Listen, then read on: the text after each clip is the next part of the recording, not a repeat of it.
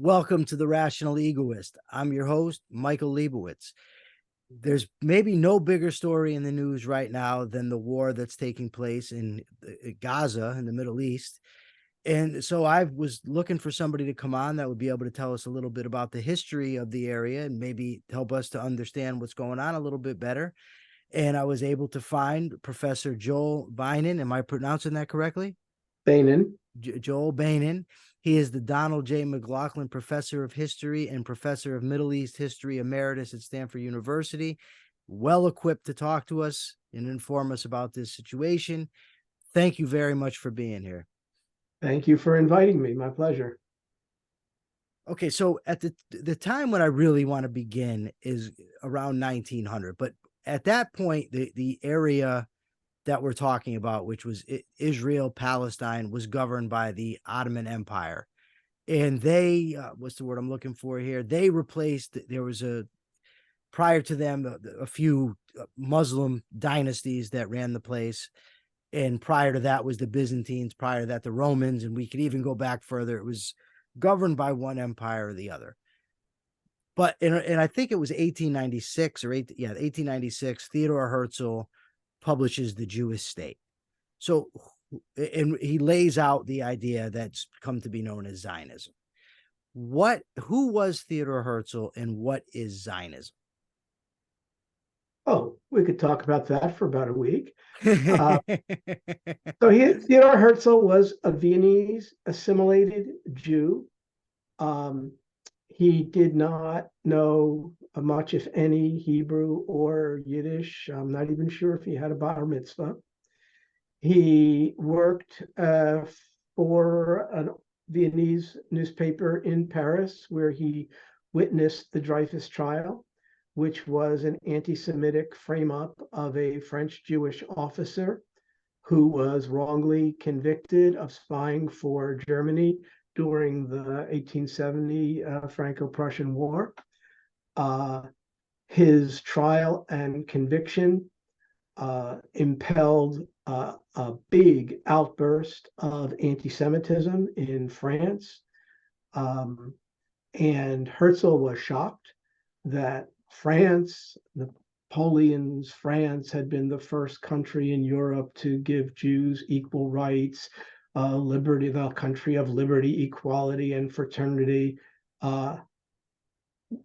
was the site of an anti-Semitic frame-up trial, and the anti-Semitism seemed to have lots of resonance in France, which had to do with the fact that the Catholic Church and the anti-Republican monarchist elements in France, which were really not defeated until the end of World War II, were still quite powerful, and this was their vehicle.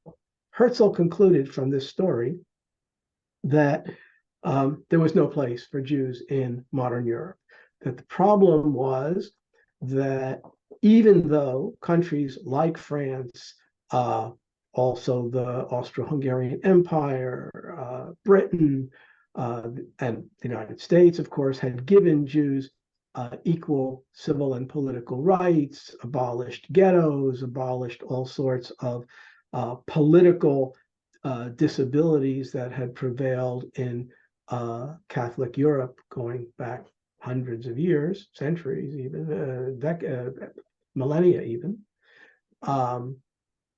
that the Jews were still discriminated against. And he had some theories about why that was the case and why anti-Semitism was never going to be cured in Europe. And that indeed what became one of the foundational ideas of the Zionist movement, that there was absolutely no way to do away with anti-Semitism. This is just part of the way things are in the world. And therefore, the Jewish people needed to have a national state like the other national states that had been established in Europe in the wake of the French Revolution and the Napoleonic Wars. Herzl had never seen Palestine, the land of Israel, Eretz Yisrael in the Jewish tradition, it's called. When he came up with this idea, he had no idea what the social, political structure of the place was. And moreover, he was thinking exclusively of European Jews. He didn't have any clue about the Jews who lived in Muslim countries, the Jews of the Ottoman Empire, of what's now Greece, Turkey, Syria, Lebanon, Israel, Palestine, Egypt, Algeria, Tunisia, and Morocco, which was not part of the Ottoman Empire, but was an independent Muslim state, which had the largest single Jewish population among all of those countries by 1948, about 250,000 Jews. He had no clue about those Jews whatsoever. And even though he asserted that all Jews everywhere constituted one people in the modern national sense, in the sense that everybody who lives in France is French, except that now we know that the Muslims are not exactly considered French and so on. Same thing in Germany. But that was the theory, that the Jews are one people. There's always going to be anti-Semitism. The only solution is the territorial concentration of the Jewish people in a particular place. Herzl at first did not think it needed to be Palestine. He was ready to consider Argentina and all manner of other places, although once the Zionist movement was established formally in 1897 at the first World Zionist Congress, the vast majority of Eastern European Jews said, no, no, no, if we're doing this, there's only one place we're going, and that's Palestine. And Herzl was actually defeated and subsequently died because so many people would say because he was heartbroken at the defeat, that the Zionist Congress rejected a British proposal to establish a Jewish national home in what's now Uganda. Okay, so what was his plan as far to how did he plan on implementing this? Were Jews going to migrate? And I know that they started to buy up some land in Palestine. I don't know the extent of that, of how much private property they were buying up from the people that were then living there. So what happened there? So Herzl definitely saw this in terms of European capitalism and the broader movement of European colonization of what we would now call the Global South. So he proposed to set up a Jewish company some years after his death in 1909, I believe. The Jewish National Fund was established, and its objective was to purchase land in Palestine for Jews. At that point, Palestine was agreed that was going to be the place. And his idea was this Jewish company will buy lands, and then first the poor Jews will go over there, and this Jewish company will set up an economic structure that will accommodate them and so forth. The Jewish National Fund by 1948 and several other land purchasing authorities that were established by the Zionist movement for this purpose never purchased more than 7% of the lands that became British Mandate Palestine, that is to say, from the Jordan River to the Mediterranean. Okay, how were they initially received? I mean, you have this influx. It wasn't as great as it was later on. I understand that. But when you have these Jews coming in there, how are they received by the population that's already there? So first, there was already an existing Jewish population in late Ottoman Palestine. By 1900, Jews were the single largest community in Jerusalem. Some accounts would even say they formed a majority, but in any case, they were a substantial presence. There was also a historic Jewish presence in the four holy cities, first and foremost Jerusalem, but then also Hebron, Tiberias, and Safed. Those are holy cities for reasons we don't need to go into in the Jewish tradition. And Jews who lived there were comprised of two main types, although Jews are quite a variegated people.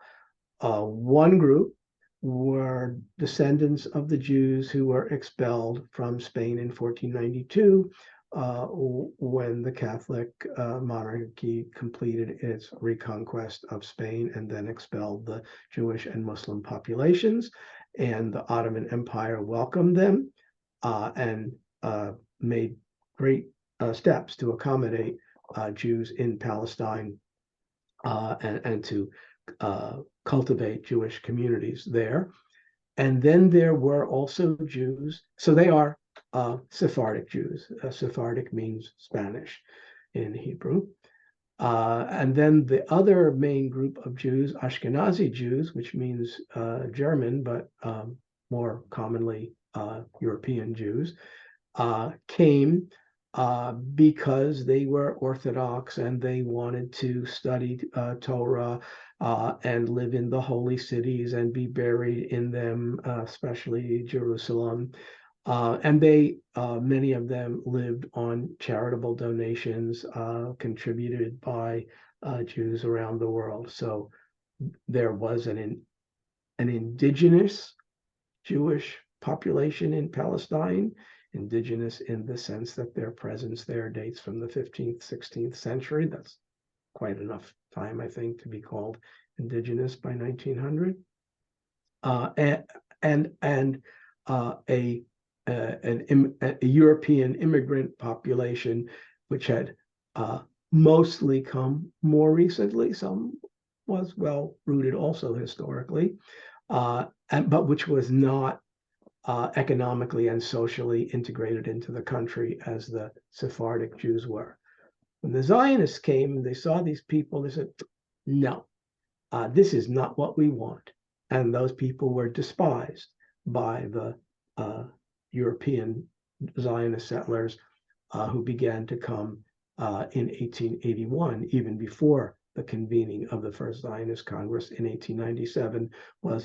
This was a movement of Jews from the Russian Empire who had begun to embrace ideas very similar to those of Herzl, but before Herzl published The Jewish State in 1896 and on their own initiative. And very early on, there were clashes between the Zionist settlers and the indigenous Arabs. Famously, a Russian Jew named Asher Ginsburg, who used the pen name Echad Ha'am, one of the people, wrote an essay in 1891 entitled Truth from Palestine, in which he described that the Russian Jewish settlers, and by 1891 there were only a few thousand of them, were behaving imperiously towards the local Arabs. They were beating them. They were behaving like the lords of the land. And he warned that this kind of arrogant treatment of the local Arab population would, in the long run, create big trouble for the Jewish settlers, because the Arabs understood that the Zionist movement wanted to take the country away from the Arabs.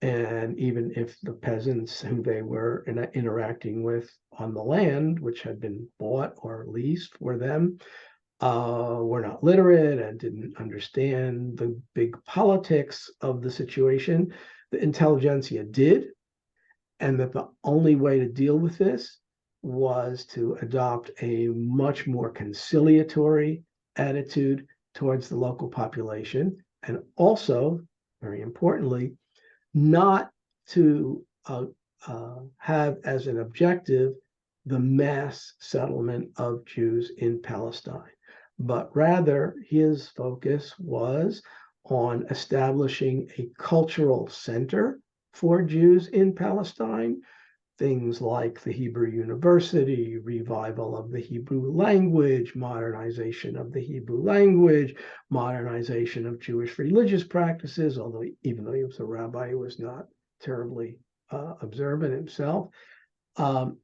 And so he thought that the main point of the Zionist movement should be to establish the land of Israel as a cultural beacon for the Jewish people.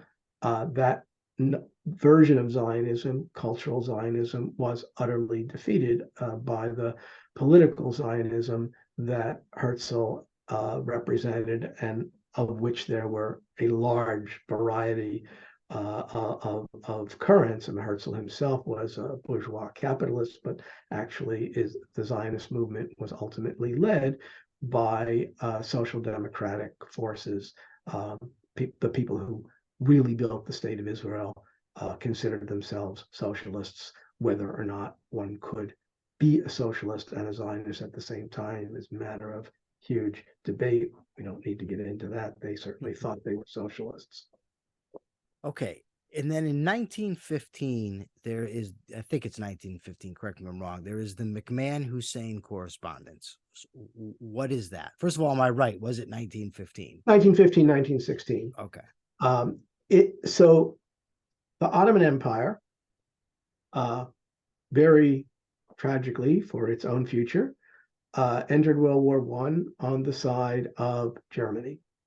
And the British, after failing to keep the Ottomans out of the war, decided that they would try to incite a rebellion of the Arabs against the Ottoman Empire. So the Ottoman Empire at this time was still ruling the countries which today are Syria, Lebanon, Iraq, Jordan, Israel, Palestine, and the western coast of the Arabian Peninsula, the country, a part of what's today Saudi Arabia, and most importantly, there Mecca and Medina, the two holiest cities of Islam. So this is where Lawrence of Arabia comes in, although if you've watched the movie, it's a great movie, but terrible history. Sir Henry McMahon, who was the British High Commissioner in Cairo at the time, wrote to Sharif Hussein. Sharif is his title, meaning that he's a descendant of Muhammad, who was the Ottoman governor of Mecca at the time. And McMahon says, well, if you rebel against the Ottomans, we'll support you, and that'll be great. And Hussein is a little more clever than that, and says, okay, what exactly are you going to give me? And McMahon, and so this correspondence goes back and forth several times. And McMahon says, oh, we'll talk about that after the war. And Hussein says, no. This is what I want. If I do this, because then he's cut his ties with the Ottoman Empire, which is still recognized as a legitimate Muslim state by all the Muslims in the world. If I do this, you're going to recognize an independent Arab state in these borders. And he drew out the outlines in the correspondence. And McMahon answers, well, okay, but Lebanon, it's not really Arab. So McMahon doesn't know what he's talking about, because Lebanon is entirely Arab. What he meant was there's a Christian majority in Lebanon at the time, and he doesn't consider them to be Arabs, but they are Arabs. They speak Arabic. They're just not Muslim. They're just not Muslims. Yeah. Okay. And France, we have some interest with France, and the way that McMahon defined Lebanon was the vilayets that are to the west of the line of Aleppo, Homs, Hama, Damascus. So after the war, huge debate broke out. What did he mean by that? Yeah. Well, so first of all, Homs and Hama aren't vilayets, provinces in the Ottoman language. So it could also mean in Turkish area. Well, okay, and then if you just to the west of that line is Lebanon. Okay, cool. He meant to exclude Lebanon because they're Christians, because France has interest in Lebanon. Did he exclude Palestine? So the Zionists say yes, and the Palestinian Arabs and their supporters say no. The preponderance of evidence, once the matter was debated publicly in Britain, and this correspondence was secret for over 20 years, is that the Arab version is correct, that Palestine was not excluded. But Henry McMahon himself afterwards said he did not intend to include Palestine. I'm not sure that that's the case. That's I just read it this morning.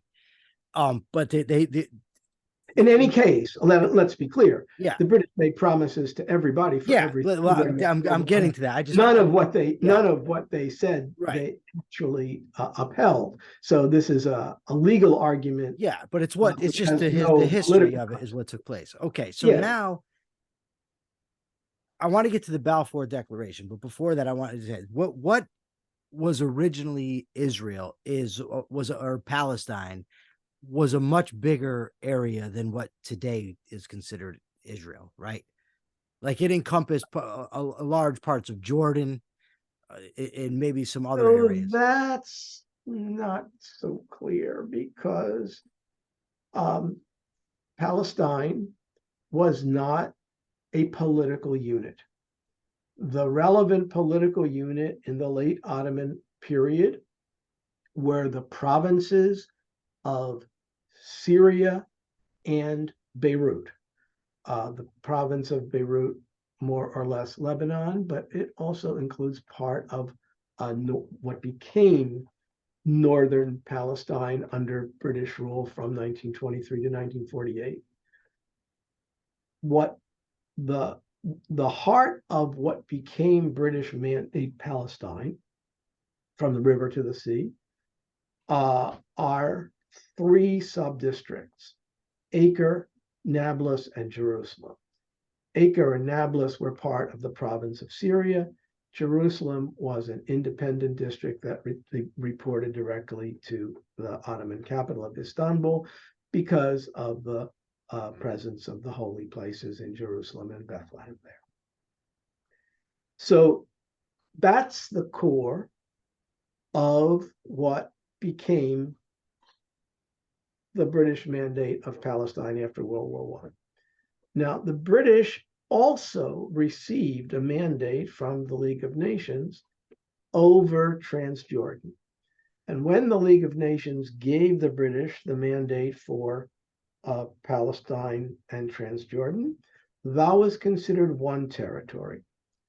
And the British, in order to keep some semblance of the promise that they made to the Hashemite family, which they basically utterly and totally broke, drew a border on the Jordan River and said, okay, west of the Jordan River, we are going to uphold the Balfour Declaration, which you mentioned, which said that His Majesty's government favored the establishment in Palestine. That's a very important proposition, of a national home for the Jewish people. Okay, that promise we're going to uphold west of the Jordan River. East of the Jordan River, there won't be a Jewish national home. That territory is going to be given to Abdullah, one of the sons of Sharif Hussein of the Hussein-McMahon correspondence, and he's going to be our puppet ruler there. And eventually that territory became the modern kingdom of Jordan, and the king Abdullah II is the great-great-grandson, if I have that right, of that Abdullah who the British installed there, who was not of that territory. He came from the Hijaz in the Arabian Peninsula. So what are the borders of Palestine? Well, if you look at the biblical borders, 2.5 of the 12 tribes of Israel lived east of the Jordan River. So how does that? I mean, do we draw modern state boundaries based on ancient text in that way? Well, if you are an Orthodox Jewish Zionist, yes, you do. Okay, so you covered what I wanted to cover, the Balfour Declaration and the League of Nations mandate in 1922. That essentially creates the state of Jordan. I think at the time it was called Transjordan, but ultimately it becomes Jordan. And they're controlling what's now known as the West Bank. is under No, their control, no, correct? When did, no, okay, that happened later. later. Okay. Well, maybe we'll get to that with my next question. So, but on the other side of what they gave, I think they gave 77% of the mandated land to the Jordans, and the rest, you have Jews and what came to be known as Palestinians are living there. But they were already known as Palestinians, Well, I don't know and about the that. Jewish population of When were they first known as Palestinians? When was the term first that used? we could. There are medieval 10th or 12th century, I'm not going to remember because this is not my thing, Arabic texts that refer to that land as Palestine. The Arab historian and geographer Al-Maqdisi. I'm not disputing that. I'm talking about because what they if were you've known got as, if you've got texts going back 1,000 years refer to it as Palestine. referring to it as Palestine, then the Yeah. people probably think that if they don't, people wouldn't say I am Palestinian because No, they that's were a Arabs. international. That's a modern. No, they're Muslims. In this period, they're defining themselves by their religion. And So, their ethnicity is Arab, though, correct? Their ethnicity is Arab, but Okay. they would say, I am a Muslim, I am a Nabulsi or a Jerusalemite or a Hebronite or whatever. I come from Palestine. And those identities would be fluid. And before the late 19th century, we're in a period when the country is governed by the Ottoman Empire. Your national identity is much less important than either your local identity or your religious identity. I'm agreeing with you. That's why they were not called Palestinians until I think 1928. But that's wrong. If you have the establishment of a newspaper called Philistine in 1911, what that tells you is that there is an Arabic intelligentsia which thinks this territory is Palestine and which is beginning to think in national terms. And which is supporting a broader movement of Arabs in the Ottoman Empire for more autonomy within the empire, for recognizing Arabic as an official language of the Ottoman Empire, and all sorts of other political issues which came up once there was a constitutional revolution in the Ottoman Empire in 1908, and you could have a parliament and so on, and all these things were discussed. So what I'm suggesting is that Palestinian Arabs began to think of themselves in modern national terms at about the same time as the Jews who embraced the Zionist movement.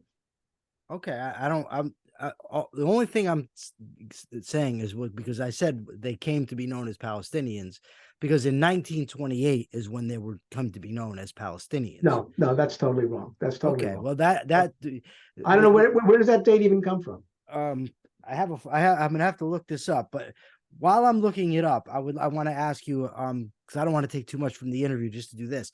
Explain to us, what is UN Resolution 242?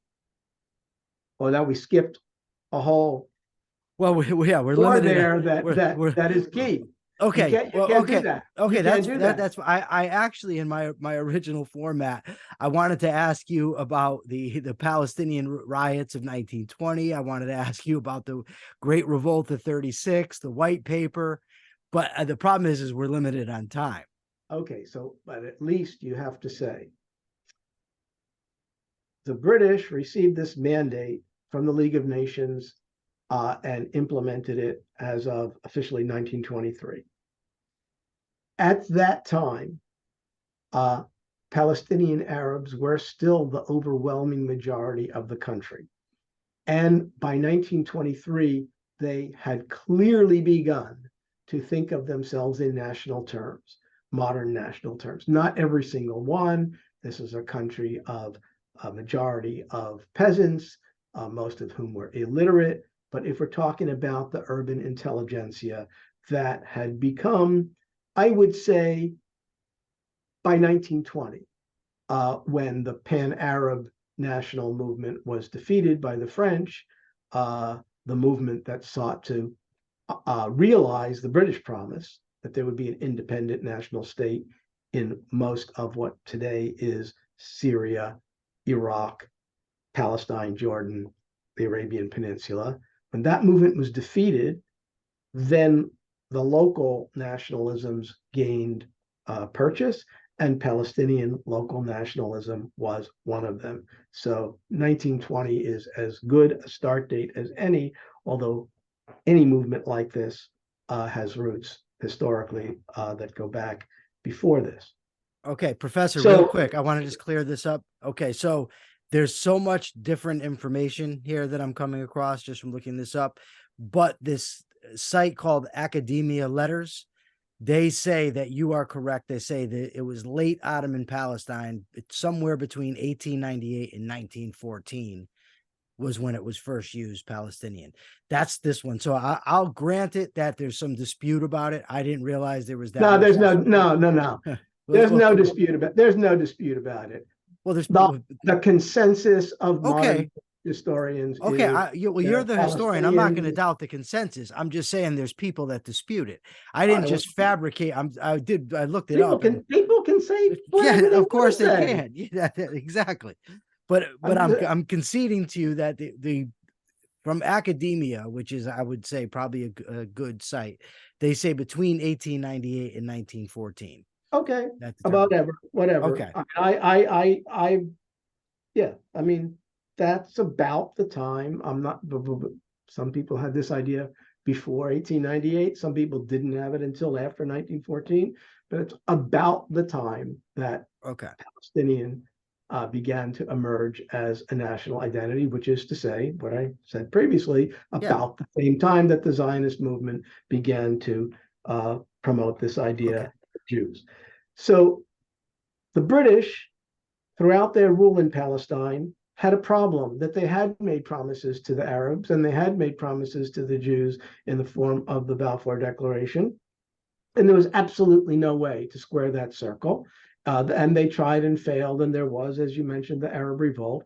And then in 1947, the United Nations decided to resolve the problem. The British had thrown it into the hands of the United Nations because they couldn't deal with it by giving 55% of the country to 1/3 of the population, which were the Jews, and the remainder of the country minus Jerusalem, which was supposed to become an international zone, Jerusalem and Bethlehem, to the 2/3 majority of the country.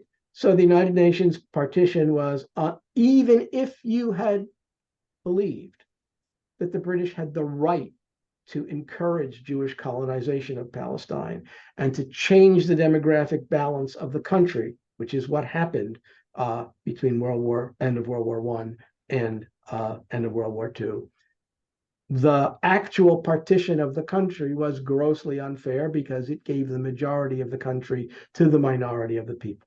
So the Arabs never accepted that. They never accepted that the British had the right to change the demographic character of the country. And they certainly didn't accept that the United Nations had the right to give the majority of the country to a minority of the people.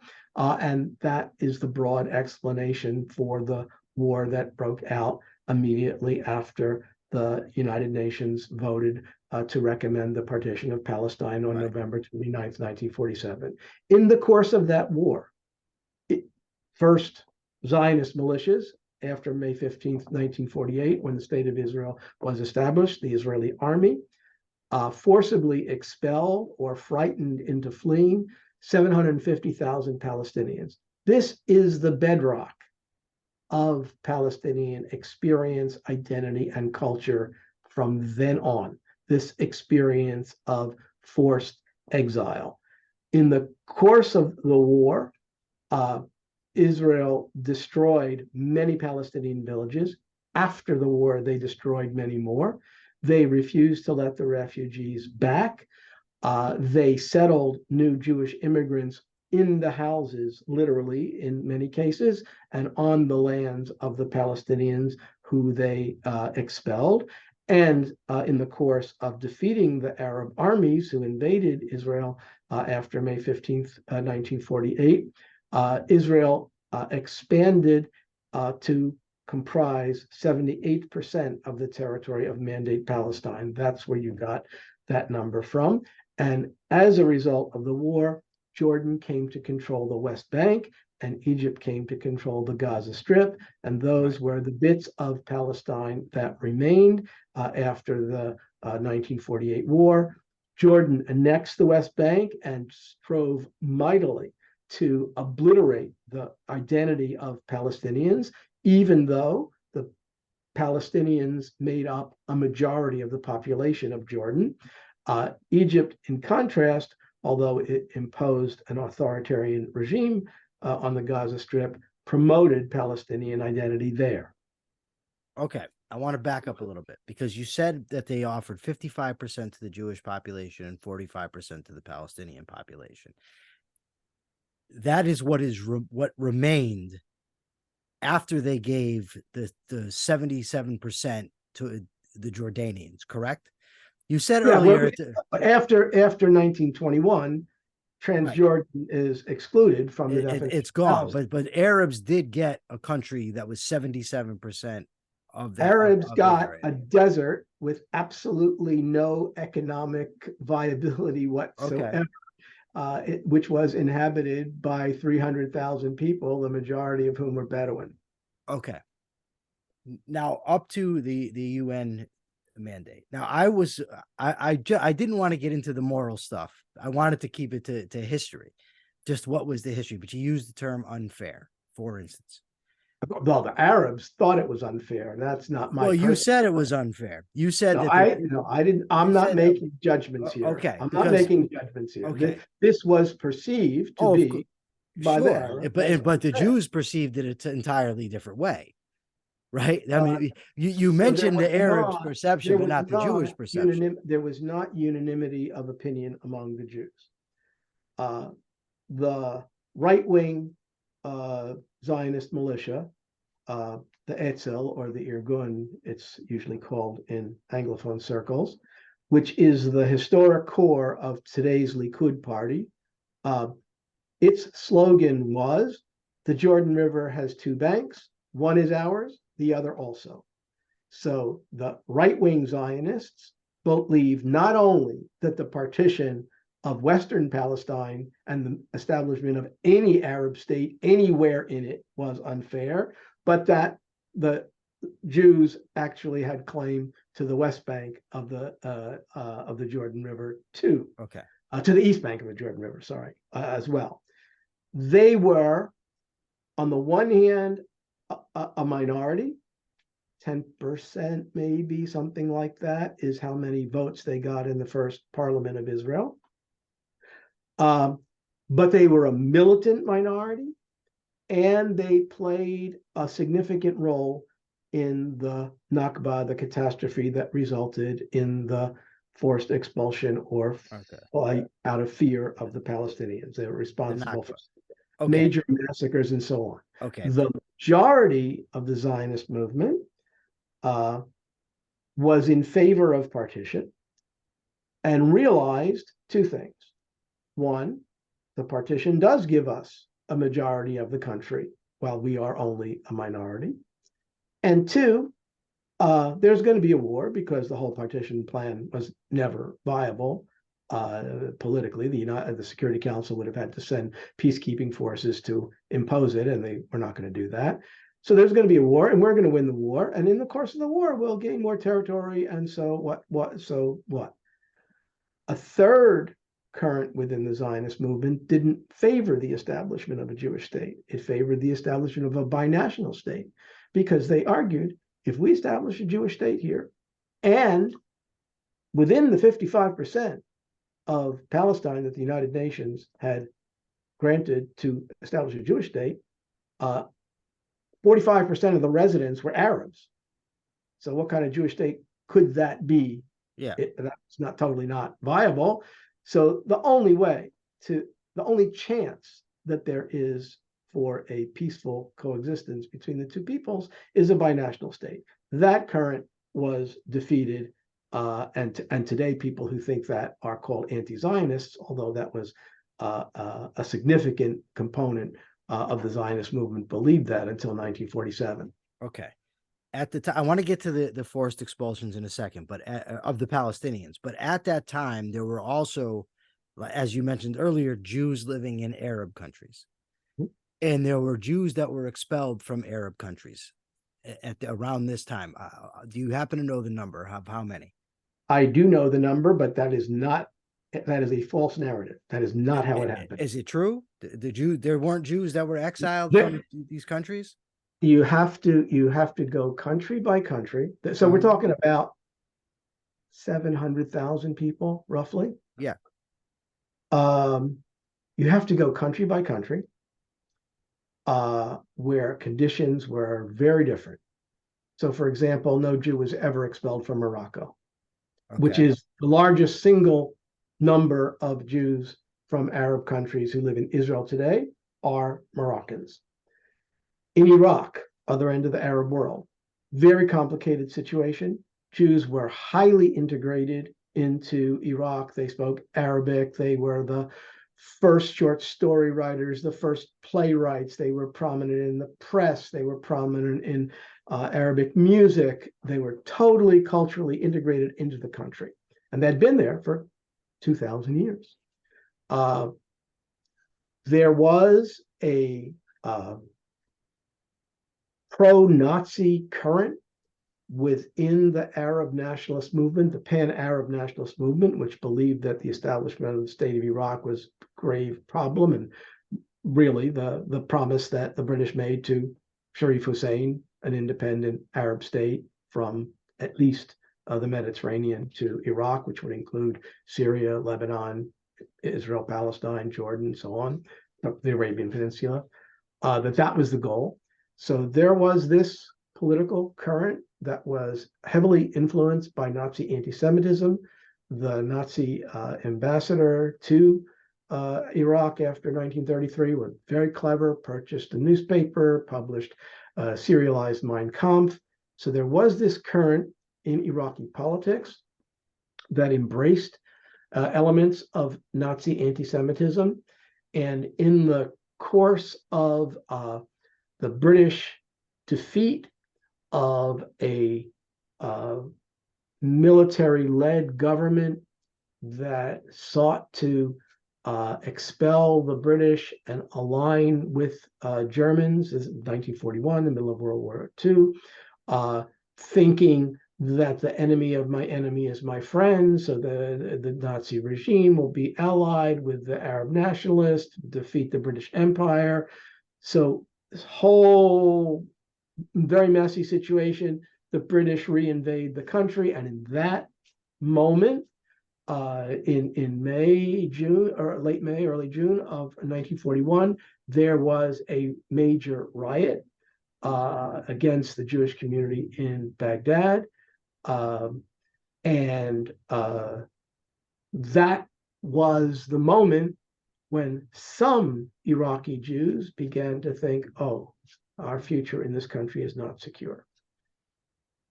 After World War II, most Iraqi Jews stayed in the country. There were many more Iraqi Jewish communists, especially among youth, than there were Iraqi Jewish Zionists. But there was an underground Zionist movement which had contacts with the Jews in Palestine. And the Iraqi government was in 1948, early 50s, a pro-British monarchy, which on the one hand was not itself unfriendly to Jews, but had to conciliate with these elements influenced by Nazi ideology still. There were negotiations between the Iraqi government and the government of Israel to take the Iraqi Jews, who numbered about 150,000, out of Iraq, bring them to Israel. They would leave their property. The Iraqi government would seize their property. They would lose their citizenship and so forth. That deal was made. Most Iraqi Jews were reluctant to embrace it because it meant that they lost their property and would come to Israel as paupers. And some thought, oh, well, it'll work out somehow. We'll be able to stay. I mean, that always happens when a community is under pressure, that some people see the bright side under the darkness. And then during the period when Jews were supposed to register to be moved to Israel, there was a series of explosions at a synagogue, several cafes frequented by Jews, and business owned by Jews. And it's always been this big debate, who did those explosions? And the most recent and authoritative investigation into that was done by Avi Shleim, an Iraqi Israeli Jewish historian who made his career in Britain and retired a few years ago from Oxford University. He recently wrote a memoir in which he concludes that Israeli agents were responsible for most of those bombings, not all of them. And it is in the wake of those bombings that all the Jews left. About 6,000 remained, let's say the vast majority of Iraqi Jews left. So A, they weren't expelled. There was a deal between the state of Israel and the state of Iraq. B, they were, shall we say, encouraged to leave by bombings that very likely were done by Israeli agents. I could tell you a similarly long story about Egypt, where the great majority of Egyptian Jews were a much smaller community, only about 75,000 in 1948. Most of them stayed in Egypt after the war and were not under any threat of expulsion. Now, were there heightened tensions because of the war? Yes, obviously, of course.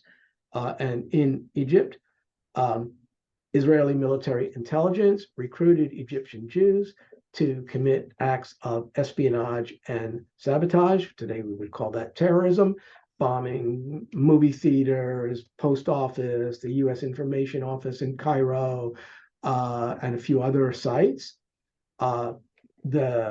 That ring was very amateurish. They were picked up and put on trial very quickly. They were guilty. Israel said that's an anti-Semitic show trial. Absolutely not. They were guilty. The evidence is unequivocal on this count. And at that point, the Egyptian government starts to wonder, well, who are the Jews? We said, well, if you're Egyptian, you're Egyptian if you're Jewish. But no, it looks like the Israeli government recruited these Jews to be spies and saboteurs for them. So as a result, after Egypt, in alliance with France and Britain, attacked after Israel, in alliance with France and Britain, attacked Egypt in 1956, the big majority of the Egyptian Jews who remained left the country, and there was various forms of duress involved in that. Although 20,000 Jews remained in Egypt after the 1956 war. So, your original statement, Jews were expelled from Arab countries, wrong. You have to go country by country and look at the circumstances, and they're quite complicated, and they don't amount to Jews were expelled from Arab countries. Okay, the problem I'm having is I don't have a whole slew of textbooks here, but I did just. You see this? You see this? I do, but I do have this, and it says in the 20th century, approximately 900,000. What? Where are you counting from? What are you quoting? This, I don't know. This is from the Google. I Googled it, and this came up. Okay, and that is worth exactly 0. All right, hold on. So we got expulsions. I don't know. There's a whole lot of them, but I've not just seen it here. I've read this before, that there were over half a million Jews. I'm sorry. You would flunk a final exam if in any of my I got that, but you also said in the Nakba, for instance, and you said that the Jews went there and they kicked 750,000 Palestinians out. And I Well, get that, but I was that, a little bit more, I was a little bit more nuanced about it than that. well, you said they Is either the point? you force them or terrorize them into leaving, right? Yes. And that may be the narrative that you accept, but that's not the only narrative that's out there. Yeah, that's true. Between the thing, between my only, 1948 and the late 1980s, before any of the Israeli government documents were declassified, the narrative was Israel begged the Arabs to stay, but the Arab leaders broadcast radio announcements encouraging them to leave because they said that we're going to defeat the Jews in the war and we're going to throw them into the sea and then you'll all come back. Uh, there's only one problem with that story. Not a single word of it is true. There were no radio broadcasts. People have checked the BBC monitoring of all the Arab radio stations. It's not true. On the contrary, Arab radio broadcasts encouraged Palestinians to stay where they were.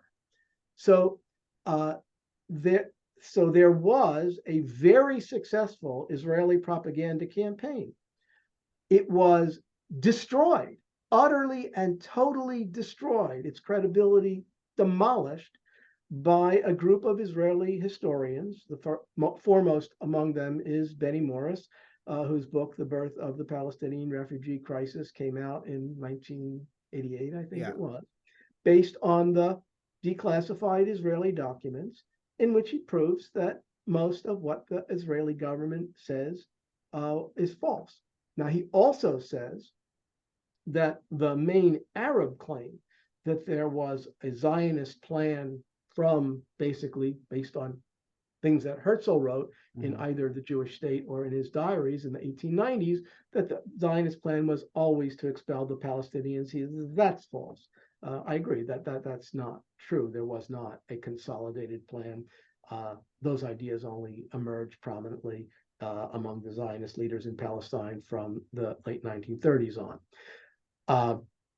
Morris went on after the publication of that book to debunk a whole lot of other Israeli arguments about the period from 1948 to 1956. Now, when he wrote those books, he was considered a lefty in Israel. He since veered to the very far right, but he upholds every word that he ever wrote, which I find a little bit amusing. I'd repudiate some words that I wrote 40 years ago, but whatever. So there simply is, at this point, I mean, people write all manner of nonsense, but the vast majority of credible scholars accept a version of what Benny Morris wrote. I mean, can disagree on the details and so on, and the official Israeli version, which is still parroted in Zionist circles. I'm sorry, it's not serious. Okay, so this is from what I've seen. This is now. I was originally told to, when I first started this, the story that you told about the Arabs told the Palestinians to leave. Blah blah blah. I've also heard the story about the Jewish military forces coming and forcing Palestinians out. I've also heard that Palestinians, during a war, people get scared and leave war zones. But your version of it is that all 750,000 Palestinian refugees were compelled to leave by the Israeli military. No, that's not what I said. I said that's what I'm asking. Either forcibly expelled or they fled in fear. Okay. We unfortunately are out of time, and there is so much more I wanted to get to, but it's a very long history. I thank you so much for joining me today, for being willing to share the history of this very complicated land. Is there anything that you would like to say about the history of Israel that we were unable to get to that you would like to mention? Two things. One, it's not the history of Israel, it's the history of Israel and Palestine. Okay, that's fine. I'll go with that. Those two words can't be detached from each other. Okay.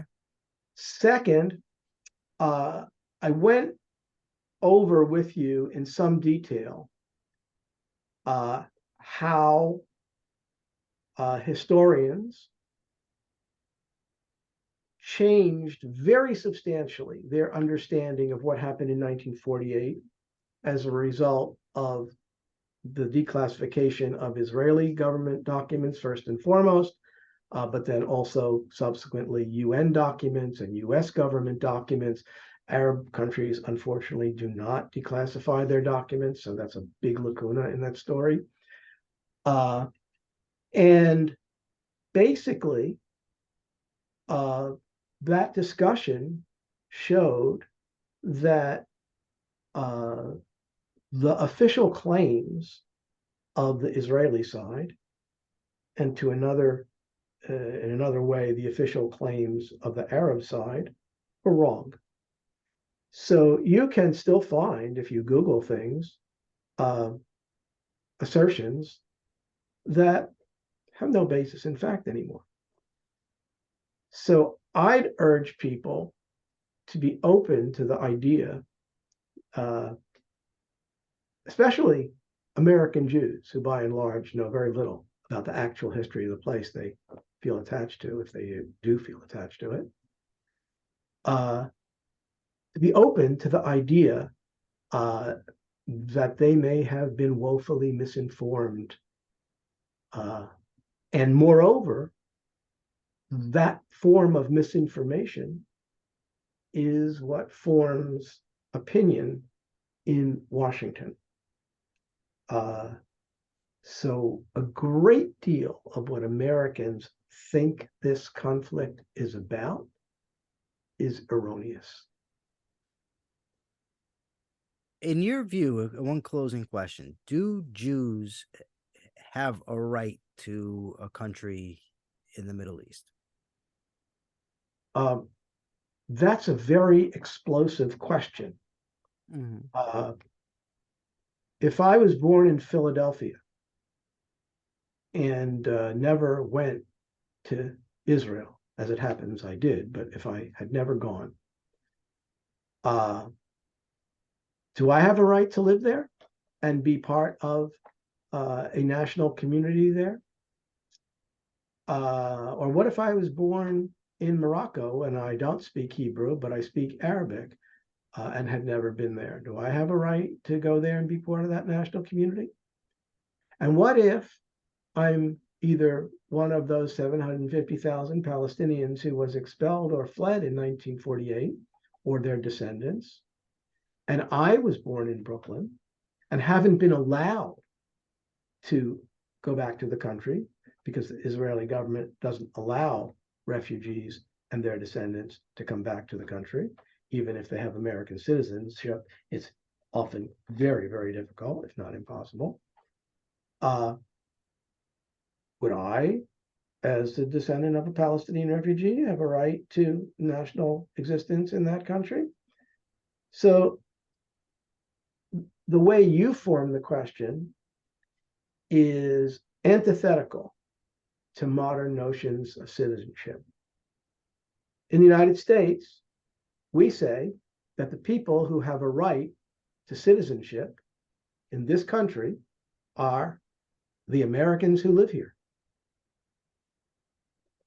Israel claims that the people who have the right to citizenship and self-determination in that country are all Jews exclusively, and that no one else has that right. That was a basic law adopted in 2018.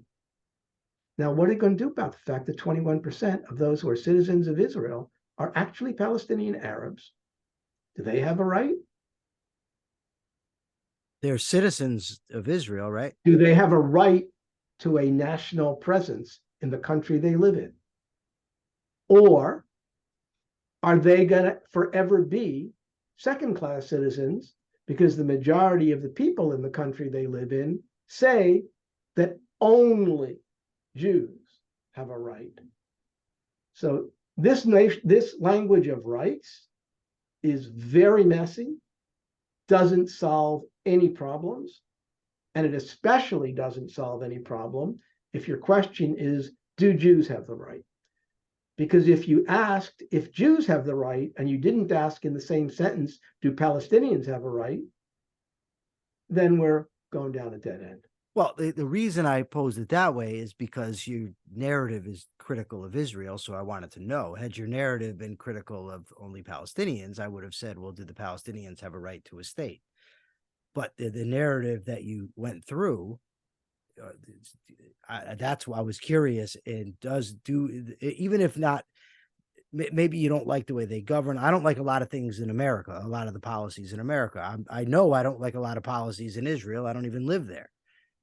But to critique a government and to critique a society is not the same as to say it doesn't have a right to exist. States don't have rights to exist. Well, that's not a right. That's true. You're right. I agree with you. People have the right to equality and citizenship in the countries that they live. So if all the people who live in Israel, which includes 21% who are Palestinian Arabs, have equal rights to citizenship, equal rights to cultural and national identity and expression, fine. I wanted to say that you're correct. The proper way I would form the question is, do people have a right to form a state? Not does a state ever, because a state doesn't exist independent of the people there. Exactly. So if all the people who live in Israel are equal in all respects, I don't have a problem. There is, however, an additional problem, one before October 7th, which is that Israel governs a population of roughly 5 million Palestinian Arabs who have no rights. The governments of Israel do not think, they haven't thought for the last 23 years, that there ought to be a Palestinian state. So what exists is a one-state reality. There is one sovereign state between the Jordan River and the Mediterranean, and that is Israel. And the majority of the people over whom it governs do not have equal rights, because Jews are now a minority in that region. You're including Gaza and the West Bank, correct? Of course, because Israel is the effective sovereign there. There's no sovereign entity over in those places other than the state of Israel. As we speak, Israel is invading all the Palestinian cities and many towns in the West Bank, and the Palestinian Authority, which is nominally in charge there, can't do anything about it. Well, they didn't just invade for fun, Professor. They didn't just say, let's just go invade. That's not. No, they didn't invade for fun, although the settlers, the right-wing settlers, are invading for fun and are carrying out pogroms in various Palestinian towns. I don't think that's happening in Gaza, correct? This is happening in the West Bank. Yeah. And they're escalating tensions, which make it necessary, or give the army a reason, to invade those places. So what I'm suggesting is there is a structure of oppression and lack of real Palestinian control over their lives, which creates this situation. Is Hamas an oppressive government? Absolutely it is. Okay. All right, well, that's fair enough. Well, Professor, we could continue the discussion forever. I really, although I did disagree with you sometimes, you gave me a lot to look into. I really appreciate you coming on. I don't want my show to be an echo chamber where everybody that comes on just agrees with me. Thank you very, very much for being here. Is there some place? Do you have a website or a blog or anything? No, anybody can find you? I don't have a website. Well, there's the official Stanford University website, but that's not all that interesting. If people want to know what I think about other things, they can Google me. I've written a ton about this. Okay. Thank you very much. For now, this is the Rational Egoist signing out. I'm Michael Liebowitz. Remember, let me know what you think. It's really important. Thank you very much. Till next time.